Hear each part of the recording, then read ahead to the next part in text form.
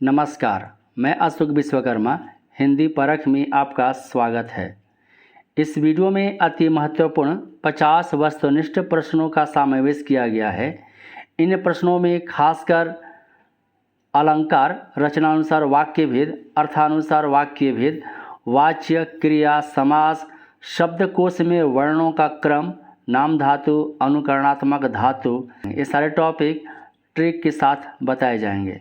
Hindi paper 1 की अन्य video का लिंक डिस्क्रिप्शन में दे दिया जाएगा और साथ ही व्याकरण खंड के हर टॉपिक हिंदी पेपर 1 और हिंदी पेपर 2 का सिलेबस के अनुसार वीडियो बना हुआ है। इन सभी वीडियो का एक बार जरूर रिवीजन कर लें। पहला प्रश्न है, विशेषण और विशेष्य के योग से कौन सा समास बनता है? सही उत्तर है कर्मधारय समास। कर्मधारय समास में पहला या दूसरा पद विशेषण और विशेष्य होता है। विशेषण किसे कहते हैं? संज्ञा या सर्वनाम की विशेषता बताने वाले शब्द को विशेषण कहते हैं। विशेष्य जिस शब्द की विशेषता बताई जाए उसे विशेष्य कहते हैं। कर्मधारय समास का उदाहरण लेते हैं, नीलगाय। नीलगाय, यहाँ पर नील यानी नीला या नीली यह विशेषण है। जितने रंग होते हैं वे सारे विशेषण होते हैं। तो यहाँ पर गाय विशेष्य है, संज्ञा पद है या विशेष्य है। तो यहाँ पर विग्रह होगा, दोनों पदों के बीच में है जो लग जाता है। क्या लग जाएगा? है जो। यहाँ होगा नीली है जो गाय। गाय स्त्रीलिंग है इसलिए नीली होगा, नीली है जो गाय। इसी प्रकार यहाँ पर लाल टोपी। लाल टोपी, तो लाल यहाँ पर क्या है? यह विशेषण है। टोपी क्या हो गया? विशेष्य है। लाल है जो टोपी। और अन्य उदाहरण लेते हैं, महात्मा। इसका विग्रह होगा महा यानी महान। महान क्या हो गया? यह विशेषण हो गया। और आत्मा क्या हो जाएगा? विशेष्य होगा। हिंदी शब्दकोश में संयुक्त छ का क्रम किस वर्ण के बाद आता है? सही उत्तर है क के बाद आता है। क्यों आता है? हिंदी शब्दकोश है, हिंदी का जो डिक्शनरी है, क के बाद छ वाले आते हैं। क्योंकि जब हम छ दो वर्णों के मिल से बना है, आधा क और मूर्धन्य श, इसलिए जो है क के बाद कौन सा वर्ण आएगा? छ आता है। और ये जो त्र वाले जो होगा, यहाँ पर त्र जो है दो वर्णों के मिल से बना है, आधा त और र। तो त के बाद क्या आएगा? त्र वाला वर्ण आएगा। और ये जो है ज्ञ है, दो वर्णों के मिल से बना है, आधा ज और इया, इसलिए ज के बाद ज्ञ वाला वर्ण आता है। और एक और है संयुक्त व्यंजन, वह है स्र। स्र, तो स्र दो वर्णों के मेल से बना है, आधा तालाब स, इसके बाद र, इसीलिए जो है तालाब स के बाद क्या आता है? स्र आता है। ये भी कभी कभी परीक्षा में प्रश्न पूछ देता है, हिंदी शब्दकोश में वर्णों का जो क्रम होता है। शब्दकोश, हिंदी शब्दकोश में निम्न में से सर्वप्रथम आने वाला शब्द कौन सा है? तो यहाँ पर सही उत्तर है कमल होगा। क्योंकि सब में म है और ये र है, तो म के बाद य व र आता है, इसलिए तो ये अंतिम होगा ये। और यहाँ पर ये आकार है, यहाँ पर कमान में आकार है, यहाँ पर दीर्घ ईकार है, यहाँ पर क के बाद म है केवल यहाँ पर, इसलिए पहले यही आएगा। जैसे ही बारिश शुरू हुई मोर नाचने लगे, वाक्य को सरल वाक्य में बदलिए। रचना के अनुसार वाक्य के 3 भेद होते हैं, सरल वाक्य, मिश्र वाक्य और संयुक्त वाक्य। सरल वाक्य को कहीं कहीं मिश्रित वाक्य भी लिखा जाता है। तो यहाँ पर जो सरल जो वाक्य होता है, इसमें एक या एक से अधिक कर्ता होते हैं, यानी उद्देश्य होता है, और विधेय एक ही होता है। तो यहाँ यह जो है इसको सरल वाक्य में बदलना है। जैसे ही बारिश शुरू हुई मोर नाचने लगे, यह मिश्र वाक्य है। परीक्षा में प्रश्न ऐसे भी पूछता है कि जैसे ही बारिश शुरू हुई मोर नाचने लगे, रचना के अनुसार वाक्य का कौन सा भेद है? सरल वाक्य, मिश्र वाक्य, संयुक्त वाक्य, इनमें से कोई नहीं। सही उत्तर होगा मिश्र वाक्य। मिश्र वाक्य पहचान करने का ट्रिक है, आपको ट्रिक बता रहे हैं, बहुत सुंदर ट्रिक है कि वाक्य में जैसे देखेंगे, जब रहेगा, जहाँ रहेगा, की रहेगा, जिन्हें रहेगा, जब वाला जितना सारा जो है वह रहेगा, जो योजक शब्द होता है, तो समझेंगे वह मिश्र वाक्य है। यदि भी रहता है, यदि भी रहेगा तो जो रहेगा, तो यह सारा कौन सा वाक्य होगा? मिश्र वाक्य होगा। अब इसको जो है सरल वाक्य में बदलना है, यानी जो योजक जो शब्द जैसे दिख रहे हैं उसको यहाँ पर हटाना होगा।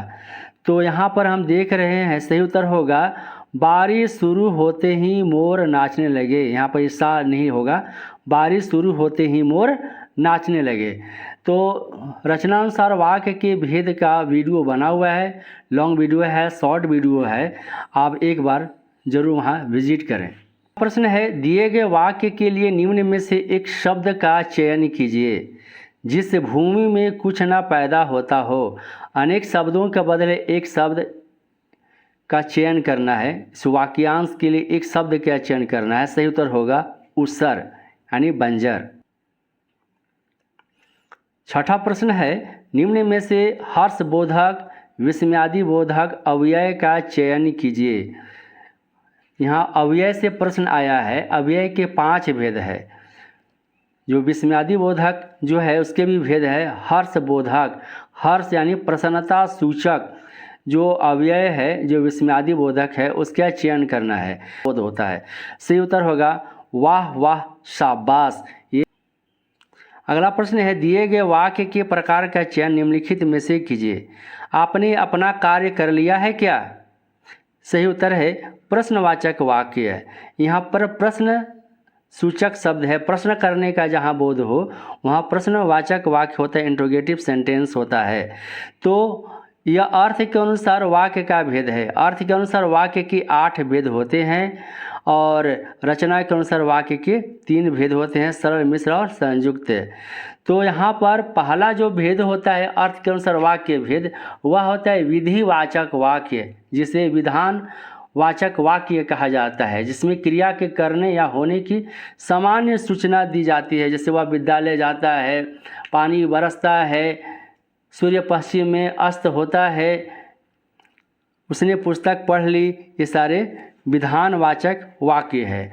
दूसरा भेद है निषेधवाचक वाक्य, नेगेटिव सेंटेंस, जिसमें कार्य के न होने की सूचना मिलती है। मैं आज नहीं पढ़ूंगा, माला नहीं नाचेगी, ये सारे क्या है? यह निषेधवाचक वाक्य है। अगला जो भेद है वह है विस्मयादि बोधक वाक्य है, जिसमें वाक्यों के द्वारा आश्चर्य, हर्ष, शोक, घृणा का भाव व्यक्त किया जाता है। जैसे वाह तुमने तो कमाल कर दिया, अरे इतनी लंबी गाड़ी, तो ये सब क्या है? विस्मयादि बोधक वाक्य है। अगला जो भेद है वह है इच्छा बोधक वाक्य। इसमें वक्ता की इच्छा, आशा या आशीर्वाद का बोध होता है। जैसे तुम्हारी उम्र लंबी हो, यात्रा मंगलमय हो, यह इच्छा बोधक वाक्य है। अगला जो भेद है आज्ञावाचक वाक्य, जिसमें वक्ता के जिन वाक्यों से आज्ञा या अनुमति का बोध होता है उसे आज्ञाबोधक वाक्य होता है। जैसे आप यहाँ से चले जाइए, आप जा सकते हैं। इसके बाद है संदेहवाचक वाक्य। संदेहवाचक वाक्य जिन वाक्यों से कार्य करने में होने में संदेह की संभावना व्यक्त की जाती है, संदेह या संभावना का बोध हो। जिन वाक्यों से कार्य के होने में संदेह अथवा संभावना का बोध हो उन्हें संदेहवाचक वाक्य कहते हैं। जैसे वह शायद आए। इसके बाद है 8वां भेद है वह संकेतवाचक वाक्य। जिन वाक्यों से एक क्रिया के दूसरी क्रिया पर निर्भर होने का बोध हो उसे संकेतवाचक वाक्य कहते हैं। जैसे वर्षा होती तो फसल अच्छी होती है। अभ्युदय में कौन सी संधि है? सही उत्तर है यण स्वर संधि है।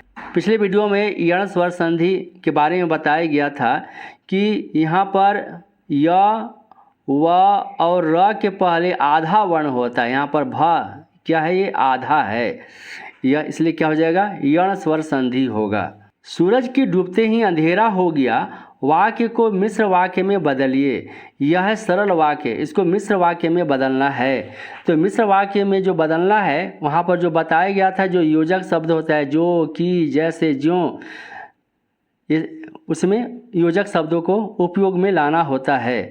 तो यहाँ पर क्या होगा, सही उत्तर होगा जैसे ही सूरज डूबा वैसे ही अंधेरा हो गया। अगला प्रश्न है, आप घर जाएंगे या पार्क जाएंगे वाक्य से संबंधित है। या सही उत्तर है संयुक्त वाक्य से संबंधित है, या संयुक्त वाक्य है। संयुक्त वाक्य में क्या होता है, इसका पहचान करने का जो ट्रिक है कि यहाँ पर या होता है वाक्य में, अथवा लिखा रहेगा, या और रहेगा, तथा, एवं, किंतु रहेगा, परंतु, लेकिन, इसलिए ये रहेगा। तो यह होता है संयुक्त वाक्य होता है। दिए गए वाक्य के वाच्य के प्रकार का चयन निम्नलिखित में से कीजिए। वाच्य का प्रकार बताना है। शिक्षक ने कक्षा में गणित की परीक्षा ली, यह है कर्तरी वाच्य होता है। उठवाना एवं सुलवाना निम्न में से किस क्रिया की उदाहरण है। सही उत्तर है प्रेरणार्थक क्रिया है। दिए गए वाक्य के लिए निम्न में से एक शब्द का चयन कीजिए। अनेक शब्दों के बदले एक शब्द। विवाहित स्त्री से उत्पन्न पुत्र। सही उत्तर है औरस। औरस का विलोम होता है जारज। निम्न में से शोक बोधक विस्मयादि बोधक अव्यय का चयन कीजिए। शोक बोधक यानी दुख का जहाँ सूचना मिले, तो सही उत्तर है हाय हाय। परीक्षाएं समाप्त होते ही हम पंजाब गए वाक्य को संयुक्त वाक्य में बदलिए। यह जो है यह सरल वाक्य है, इसको संयुक्त वाक्य में रूपांतरित करना है। तो संयुक्त वाक्य में रूपांतरित करना है तो यहाँ पर जो योजक शब्द जो होता है और होता है, तथा, एवं, किंतु, परंतु, लेकिन, इसलिए, इन योजक शब्दों का उपयोग में लाना होता है। तो सही उत्तर होगा परीक्षाएं समाप्त हुई और हम पंजाब चले गए। यहाँ पर योजक शब्द और का प्रयोग किया गया, यानी दो शब्दों को जोड़ने वाले शब्द को योजक कहा जाता है। प्रेमचंद की पंच परमेश्वर कहानी शिक्षाप्रद है। इस वाक्य में परमेश्वर में कौन सा समास है। सही उत्तर है कर्मधारय समास है। तो कर्मधारय समास के बारे में बताया गया कि विशेषण और विशेष्य का संबंध होता है। तो यहाँ संधि विच्छेद करेंगे तो पहला हो जाएगा परम। ये परम जो है वह विशेषण है, इसका विग्रह क्या होगा, परम है जो ईश्वर। यह कर्मधारय समास है। से है काली घटा का घमंड घटा में कौन सा अलंकार है। सही उत्तर है यमक अलंकार है। यमक अर्थ होता है जोड़ा, यानी एक शब्द दो या दो से अधिक बार है और सबके अर्थ अलग अलग हो तो वहाँ पर यमक अलंकार होता है। घटा दो बार आया है, देख रहे हैं घटा। ये जो पहला घटा है इसका अर्थ होता है वर्षाकालीन बादल, बरसात के समय जो काले काले बादल होते हैं। और ये घटा का अर्थ हुआ कम हुआ। तो यहाँ पर यमक अलंकार। यहाँ पर एक और अलंकार देख रहे हैं, वह है अनुप्रास अलंकार। घ वर्ण की आवृत्ति है। अनुप्रास में एक ही वर्ण बार बार रिपीट होता है तो वह अनुप्रास होता है। जैसे घ घ घ देख रहे हैं, अनुप्रास अलंकार है। नाची अचानक ही उठे बिनु पावस वन मोर में कौन सा अलंकार है। से उत्तर है विभावना अलंकार है। विभावना अलंकार में बिना कारण के जब कार्य संपन्न हो जाते हैं तो वहाँ पर विभावना अलंकार होता है। तो यहाँ पर नाची अचानक ही उठे बिनु पावस वन मोर, यानी बिना बरसात के मोर जो है, बिना पानी बरसे हुए मोर नाचने लगे। तो यहाँ पर यह है विभावना अलंकार। विभावना अलंकार के अन्य उदाहरण है बिनु पग चले सुने बिनु काना। तो बिना पैर के वह जो है वह चलने लगता है। और कर बिनु कर्म करे विधि नाना, बिना हाथ के वह अनेक प्रकार के कार्य करने लगे। यह सारे उदाहरण विभावना अलंकार के हैं। सांझ हुई और पक्षी घोंसले में आ गए वाक्य का मिश्र वाक्य रूपांतरण है। यह है और देखते हैं तो यह है संयुक्त वाक्य है। अब इसको मिश्र वाक्य में बदलना है तो सही उत्तर होगा जैसे ही सांझ हुई पक्षी घोंसले में आ गए। यहाँ पर जैसे मिश्र वाक्य का योजक शब्द है। जैसे ही सिपाही ने इशारा किया गाड़ी चल दी। वाक्य का भेद है। कौन सा भेद? यहाँ देख रहे हैं जैसे ही, यह है मिश्र वाक्य का। जैसे, जब, ज्यों, जितना, कि, जो इस रहेगा तो यह मिश्र वाक्य का उदाहरण होता है। क्रिया जिसके द्वारा यह पता चलता है कि कर्ता स्वयं ना काम करके किसी दूसरे को कार्य करने के लिए प्रेरित करता हो तो वह डैश कहलाती है। कौन सी क्रिया कहलाती है? से उत्तर है प्रेरणार्थक क्रिया। प्रेरणार्थक क्रिया में कर्ता स्वयं नहीं काम करता है, दूसरे को कार्य करने के लिए प्रेरित करता है तो वह प्रेरणार्थक क्रिया होता है। जैसे लिखना, लिखना का प्रेरणार्थक क्रिया क्या हो जाएगा? लिखाना। क्या हो जाएगा? लिखाना। यह प्रथम प्रेरणार्थक है। द्वितीय प्रेरणार्थक होता है लिखवाना। लिखवाना। दिए गए वाक्य के लिए निम्न में से एक शब्द का चयन कीजिए। वह कथा जो जनसाधारण में प्रचलित हो। से उत्तर है किंवदंती। अध्यापक चाहता है कि उसके शिष्य अच्छे बने। वाक्य किस भेद से संबंधित है? पहले यहाँ पहचान करना है कि यह कौन सा वाक्य है, सरल वाक्य, मिश्र वाक्य या संयुक्त वाक्य। यहाँ पर योजक शब्द पहले देखेंगे, योजक शब्द से पहचान करेंगे कि देख रहे हैं तो यह मिश्र वाक्य है। अब इसको सही उत्तर होगा मिश्र वाक्य। सत्य बोलो परंतु कटु सत्य न बोलो, वाक्य संबंधित है। सही उत्तर है यह संयुक्त वाक्य। यहाँ पर परंतु योजक शब्द से पहचान करेंगे। परंतु, लेकिन, किंतु, पर, और, तथा, एवं, या, न मतलब हुआ न वह पहाड़ पर चढ़ता न वह गिरता, ये होगा। या तुम चाय पियोगे या कॉफ़ी, यह संयुक्त वाक्य के उदाहरण है। 25वां सवाल है दिए गए वाक्य को कर्तरी वाच्य से भाववाच्य में परिवर्तित कर सही विकल्प का चयन कीजिए। वाच्य के 3 भेद हैं। हिंदी में 3 भेद होते हैं, कर्तरी वाच्य, कर्मवाच्य और भाववाच्य। राधा नहीं हंसती, यह है कर्तरी वाच्य है। कर्तरी वाच्य है। अब इसको जो है भाववाच्य में बदलना है तो सही उत्तर होगा अनुराधा से हंसा नहीं जाता। भाववाच्य में क्रिया हमेशा अकर्मक पुल्लिंग एक वचन में होती है। यहाँ पर वह अकर्मक होती है। हंसना क्या अकर्मक क्रिया है, एक वचन है। और इसका यह भाववाच्य में अधिकतर जो वाच्य होता है भाववाच्य वह नकारात्मक होता है, नहीं लगा रहा होता है।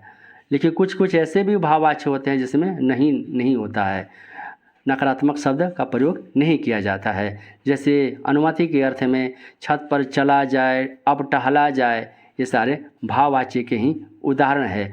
वाच्य से संबंधित आपके जो हिंदी पेपर 1 और हिंदी पेपर 2 में व्याकरण जो खंड है, आपका जो सिलेबस के अनुसार सारे टॉपिक्स का वीडियो बना हुआ है प्ले लिस्ट से, आप वहाँ पर एक बार ज़रूर रिवीजन कर लें। अगला जो प्रश्न है खटखट से खटखटाना, थपथप से थपथपाना निम्न में से किस क्रिया के उदाहरण है? सही उत्तर है अनुकरणात्मक क्रिया। ऐसे क्रिया लिखा हुआ है लेकिन यह धातु होता है। तो अनुकरणात्मक धातु क्या होता है? ध्वनि के अनुकरण पर जो क्रियाएं बनाई जाती है, जो धातु बनाई जाती है उसे अनुकरणात्मक धातु कहा जाता है। खट खट यह ध्वनि है, इसका अनुकरण रिपीट किया गया। खट खट खटखटाना, थप थप थपथपाना, ये अनुकरणात्मक हो गया। से है बुंद अघात सहे गिरी कैसे, खल के बचन संत सह जैसे में कौन सा अलंकार है? सही उत्तर है उदाहरण अलंकार है। उदाहरण अलंकार जो होता है जहाँ किसी बात के समर्थन में उदाहरण दिए जाए तो वहाँ उदाहरण अलंकार होता है। तो यहाँ पर बुंद अघात सहे गिरी कैसे, यानी जो है गिरी यानी पर्वत जो है बूंद के आघात को कैसे सहता है उसका उदाहरण दिया है। खल के वचन संत सह जैसे, यानी खल दुष्ट के वचन, कटु वचन को, गाली को सुन करके संत जैसे सह लेते हो। यहाँ पर उदाहरण दिया हुआ है तो यह है उदाहरण अलंकार। इसके और भी पहचान करने का, उदाहरण अलंकार का पहचान करने का ट्रिक है कि यहाँ पर ज्यों लगा रहेगा, जैसे रहेगा, जस रहेगा, जैसी रहेगा तो समझेंगे यह उदाहरण अलंकार है। सोहन ने टॉस जीता इसलिए खुश हो गया, वाक्य को सरल वाक्य में बदलिए। पहले पहचान करना है कि यह कौन सा वाक्य है। यहाँ इसलिए देख रहे योजक शब्द है, यह संयुक्त वाक्य है, इसको बदलना है सरल वाक्य में, यानी योजक शब्द को हटा ही देना होगा। तो सही उत्तर होगा टॉस जीतते ही सोहन खुश हो गया। सोहत उड़ै पीत पट श्याम सरोने गात मनहु नीलमणि शिल पर आतप परियो प्रभात। यह बिहारी लाल का दोहा है, इसमें अलंकार बताना है। सही उत्तर है उत्प्रेक्षा अलंकार। इसका ट्रिक है मनहु, यहाँ देख रहे हैं मनहु, मानो, मनु, मनहु, जानो, जनु, जनहु। देखेंगे तो वह उत्प्रेक्षा अलंकार होता है, यानी उपमेय में उपमान की संभावना व्यक्त की जाए तो वहाँ पर उत्प्रेक्षा अलंकार होता है। फूले का सकल में छाए जनु वर्षा ऋतु प्रकट बुढ़ाई। यहाँ जनु देख रहे हैं, जनु, जनु वर्षा ऋतु प्रकट बुढ़ाई, यह उत्प्रेक्षा अलंकार का उदाहरण है। तोहरी विचार किन मन माही सिया बदन सम हिम कर नाही। इसमें अलंकार स्पष्ट करना है। सही उत्तर है यह उपमा अलंकार। उपमा अलंकार में यहाँ पर सम देखेंगे, सा से सी सम रहेगा, सरिस रहेगा, के समान रहेगा तो वह उपमा अलंकार होता है। वर्षा तूफान भूकंप कौन सा संज्ञा है? यह संज्ञा से प्रश्न आया है। सही उत्तर है जातिवाचक संज्ञा। जितने प्राकृतिक घटनाएं हैं वो सारे घटनाएं जातिवाचक संज्ञा के अंतर्गत आते हैं। ज्ञ वर्ण किन वर्णों के संयोग से बना है? तो सही उत्तर होगा आधा ज और य के मेल से बना है। निम्नलिखित में से कौन इंद्र का पर्यायवाची है? समानार्थी, पर्यायवाची यानी समानार्थी। तो सही उत्तर होगा शक्र। शक्र इंद्र का पर्यायवाची है। इंद्र के और पर्यायवाची है, जैसे देवराज, सुरेश, अमरेश, पुरंदर, महेंद्र, सुरेश, ये सारे इंद्र के पर्यायवाची है। राजीव व कमल का है पर्यायवाची। कंदर्प जो है वह है कामदेव का पर्यायवाची है। कामदेव, कामदेव का अन्य पर्यायवाची शब्द है अनंग है, मनसीज है, रतिनाथ। रति यानी कामदेव की पत्नी का नाम, इसलिए रतिनाथ, रतिपति, मीन केतु, मदन, मनमंथ, मनोज, काम, मार, ये सारे इंद्र के पर्यायवाची हैं। वल्लभ जो है यहाँ पर वह होगा वल्लभ यानी पति। निम्नलिखित में से कौन सा शब्द सेना का पर्यायवाची नहीं है बताना है। सही उत्तर होगा हाटक। सेना का पर्यायवाची होगा अनि होगा, चमू होगा, कटक होगा, फौज होगा, दल होगा। यह सेना का पर्यायवाची है। हाटा का अर्थ होता है सोना। ये हाटा का अर्थ है सोना। यह सोना का पर्यायवाची हाटक है, स्वर्ण है, सुवर्ण है, हेम है, कुंदन है, हिरण्य, ये सारे सोना के पर्यायवाची हैं। तरनी, तनुजा, तट, तमाल, तरवर, बहुछाय में कौन सा अलंकार है? यहाँ पर त वर्ण की आवृत्ति देख रहे हैं, समय त वर्ण की आवृत्ति है, इसलिए अनुप्रास अलंकार है। चरण, कमल, बंदो, हरिराई में कौन सा अलंकार है? सही उत्तर है यह रूपक अलंकार है। रूपक अलंकार। रूपक अलंकार में उपमेय उपमान में कोई अंतर नहीं होता है, रूपक अलंकार है। इसके अन्य उदाहरण है चरण सरोज पखारन लागा, मैया मोहे मैं तो चंद्र खिलौना लय हो। ये सारे रूपक अलंकार के उदाहरण हैं। कारक से है गीता सुनीता से तेज है, रेखांकित पद में कौन सा कारक है? सुनीता से ही रेखांकित है, इसमें कारक बताना। सही उत्तर है यह अपादान कारक है, जहाँ तुलना होता है। गीता सुनीता में तुलना किया जा रहा है तो वह अपादान होता है। तो अपादान कारक की 8 स्थितियाँ हैं। केवल से विभक्ति चिन्ह देखने से ये नहीं पता चलेगा कि वह अपादान है कि कर्ण है, कौन सा होगा। तो इसकी 8 स्थितियाँ, इसका भी वीडियो बना हुआ है, लॉन्ग वीडियो भी है, शॉर्ट वीडियो भी है। ये 8 स्थितियों को देखने के लिए प्ले लिस्ट से एक बार जरूर रिवीजन कर लें। अलंकार से कनक कनक थे 100 गुनी, मादकता अधिकाय, या खाए बौराए जग वा पाए बौराए।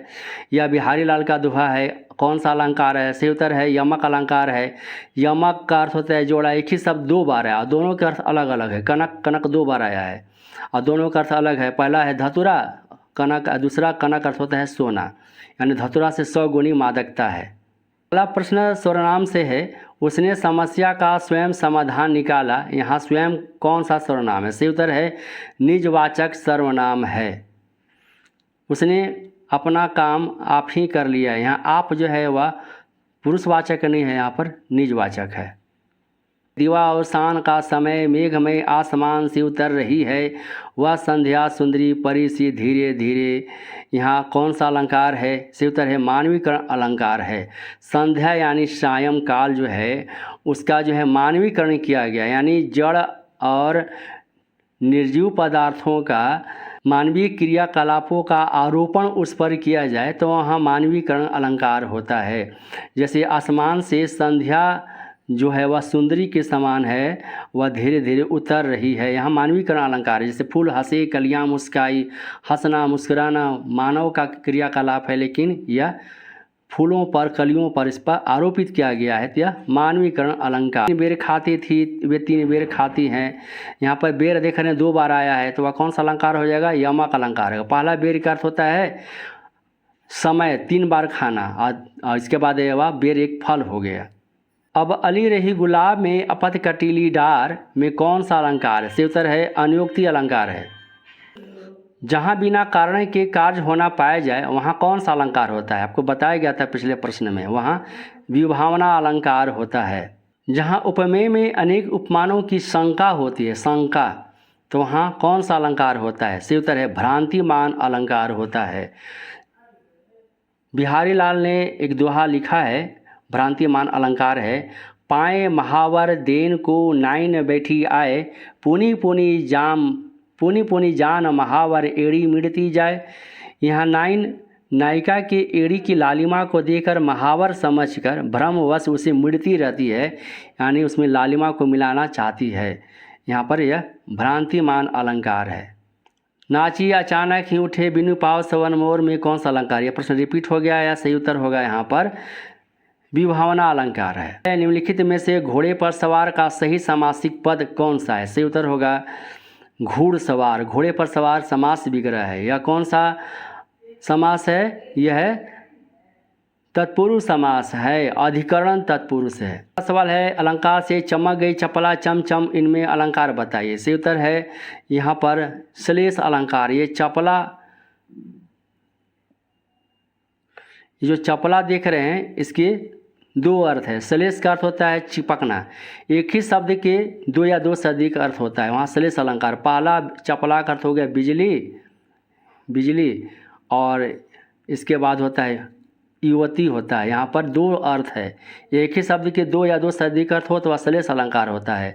और यमक में क्या बताया गया? एक ही शब्द 2 या 2 से अधिक बार आता है और सबके अर्थ अलग अलग होते हैं। जैसे जल बिन जग जाए जल, तो यहाँ जल 2 बार आया है। ये जल बिन हो गया पानी बिना, और दूसरा जलना है, संसार जलने लगता है। हनुमान की पूंछ में लगन ना पाई आग, लंका सिगरी जल गई गए निशाचर भाग। तुलसीदास ने रामचरितमानस में लिखा है। अलंकार बताना है। सही उत्तर है अतिशोक्ति अलंकार है। हनुमान की वीरता का बढ़ा चढ़ाकर वर्णन किया गया। अतिशोक्ति में क्या होता है? किसी का कार्य को बढ़ा चढ़ाकर वर्णन किया जाए, कथन को बढ़ा चढ़ाकर वर्णन किया जाए, लोक सीमा से बढ़कर प्रशंसा की जाए, तो वहाँ अतिशयोक्ति अलंकार होता है। यानी कहा गया है कि हनुमान के पूंछ में आग भी नहीं लग पाती है, लंका शीघ्र यानी शीघ्र जल जाती है और राक्षस भाग जाते हैं। यह अतिशयोक्ति अलंकार है। प्रश्न है वह धातु जो संज्ञा सर्वनाम या विशेषण की सहायता से बनती है कहलाती है? क्या होगा? नाम धातु। जैसे यहाँ पर संज्ञा, हाथ लेते हैं, हाथ से क्या होगा? हथियाना, यह नाम धातु हो गया।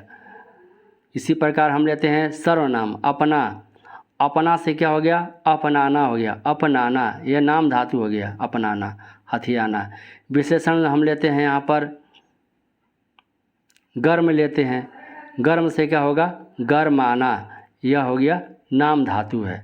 प्रश्न है दिए गए वाक्य के लिए निम्न में से एक शब्द का चयन कीजिए। कांटों या बाधाओं से भरा हुआ। सही उत्तर होगा कंटकाकृण। तो वीडियो कैसा लगा आप हमें एक कमेंट कर बताएं। यदि चैनल पर पहली बार आए तो हिंदी पारा को सब्सक्राइब करें, बेल आइकन को प्रेस करें ताकि नोटिफिकेशन आपके पास समय पर पहुंच सके। वीडियो को लाइक और अपने दोस्तों के बीच शेयर करें। नमस्कार।